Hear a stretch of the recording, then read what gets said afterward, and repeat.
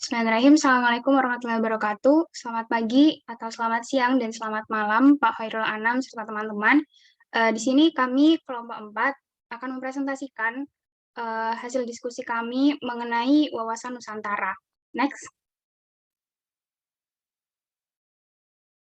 Nah, kelompok kami berisi beberapa orang. Yang pertama Bagus, saya sendiri, lalu Rahma, Adilaide, dan juga Dea Tarina. Next.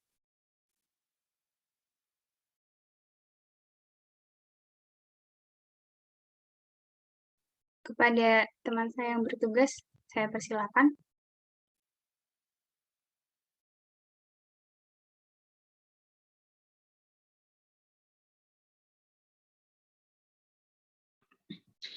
Baik, yang pertama kita akan memasuki materi mengenai konsep dan urgensi wawasan Nusantara. So, next. Jadi untuk konsep wawasan Nusantara ini kita perlu ketahui secara etimologi dan juga secara terminologi. Nah, secara etimologi, wawasan Nusantara itu terbagi menjadi dua kata, yaitu wawasan dan Nusantara. Nantinya Nusantara sendiri juga terdiri dari dua suku kata, yaitu Nusa dan Antara. Nah, wawasan itu berasal dari kata bahasa Jawa, yaitu wawas yang memiliki arti pandangan, sementara kata Nusantara merupakan gabungan kata Nusa dan Antara, di mana kata Nusa dan Antara ini sama-sama berasal dari bahasa Sanskerta, di mana Nusa sendiri berarti kepulauan atau pulau, sedangkan Antara dapat diartikan sebagai laut, seberang, atau luar. Next. Kemudian secara terminologi, wawasan Nusantara itu merupakan pandangan bangsa Indonesia terhadap lingkungan tempat berada termasuk diri bangsa Indonesia itu sendiri.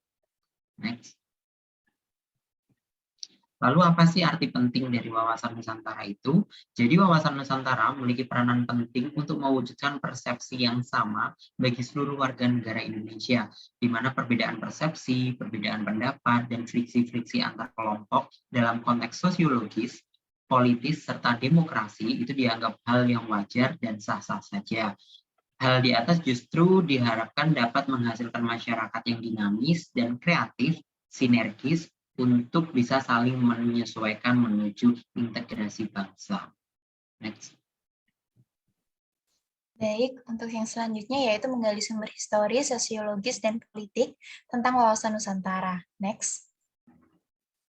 Yang pertama untuk sumber historis, lahirnya konsep wawasan Nusantara ini bermula dari Perdana Menteri Insinyur Haji Juanda Kartawijaya yang pada tanggal 13 Desember 1957 mengeluarkan deklarasi yang dikenal sebagai Deklarasi Juanda. Isi pokok dari deklarasi ini adalah bahwa lebar laut teritorial Indonesia 12 mil yang dihitung dari garis yang menghubungkan pulau terluar Indonesia.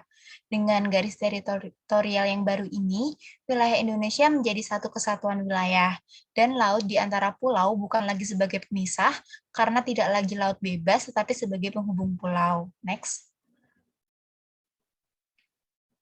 Untuk sumber sosiologisnya, berdasarkan pada kondisi sosial budaya masyarakat Indonesia, wawasan Nusantara yang pada awalnya berpandangan akan kesatuan atau keutuhan wilayah, diperluas lagi sebagai pandangan akan persatuan bangsa. Bangsa Indonesia tidak ingin lagi terpecah-pecah dalam banyak bangsa, dan untuk mewujudkan persatuan bangsa itu dibutuhkan penguatan semangat kebangsaan secara terus-menerus. Nah, semangat kebangsaan Indonesia ini sesungguhnya telah dirintis melalui peristiwa kebangkitan nasional pada tanggal 20 Mei 1908, ditegaskan dalam Sumpah Pemuda pada tanggal 28 Oktober 1928 dan berhasil diwujudkan dengan Proklamasi Kemerdekaan Indonesia pada tanggal 17 Agustus 1945. Oleh karena itu, jauh sebelum Deklarasi Juanda, konsep semangat dan kesatuan kebangsaan ini sudah tumbuh dalam diri bangsa, dan bahkan semangat kebangsaan inilah yang berhasil membentuk satu bangsa merdeka. Next.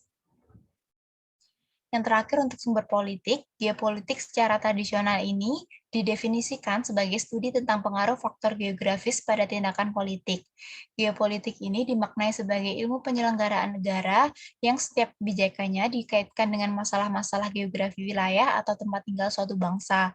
Dan pandangan bangsa Indonesia tentang kekuasaan ini dapat disarikan dari rumusan pembukaan UUD 1945. Next. Lalu selanjutnya tentang dinamika dan tantangan dari wawasan Nusantara. Wawasan Nusantara telah menjadi landasan visional bagi bangsa Indonesia guna memperkokoh kesatuan wilayah dan persatuan bangsa. Upaya memperkokoh ini, kesatuan wilayah dan persatuan bangsa akan terus-menerus dilakukan. Hal ini dikarenakan visi tersebut dihadapkan pada dinamika kehidupan yang selalu berkembang dan tantangan yang berbeda, sesuai dengan perubahan zaman.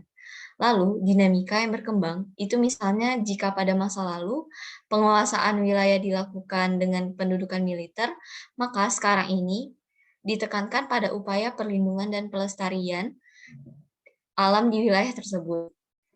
Tantangan yang berubah, misalnya adanya perubahan dari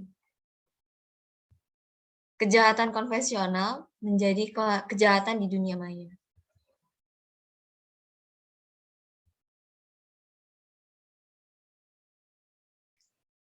Yang selanjutnya yaitu esensi dan urgensi. Esensi atau hakikat dari wawasan Nusantara ini adalah kesatuan wilayah dan persatuan bangsa. Artinya wilayah Indonesia yang terbentang dari Sabang sampai Merauke itu harus menjadi satu kesatuan, tidak lagi terpisah-pisah oleh adanya lautan bebas sebagaimana tercantum dalam Deklarasi Juanda tanggal 13 Desember 1957. Selain itu, esensinya yaitu berpandangan keutuhan, tidak hanya berpandangan pada keutuhan wilayah saja, tetapi juga pentingnya persatuan bangsa. Bangsa Indonesia ini dikenal sebagai bangsa yang heterogen, baik dari suku, ras, agama, maupun kebudayaan, tetapi harus mampu bersatu, serta di dalamnya juga tercakup arti penting akan adanya satu kesatuan politik, meliputi politik, ekonomi, sosial budaya, dan pertahanan, serta keamanan. Yang penting sebagai landasan visional bangsa Indonesia, terutama dalam melaksanakan pembangunan. Next. Iya, baik. Mungkin sekian presentasi dari kelompok kami yang dapat kami sampaikan. Kurang lebihnya mohon maaf dan terima kasih. Wassalamualaikum warahmatullahi wabarakatuh.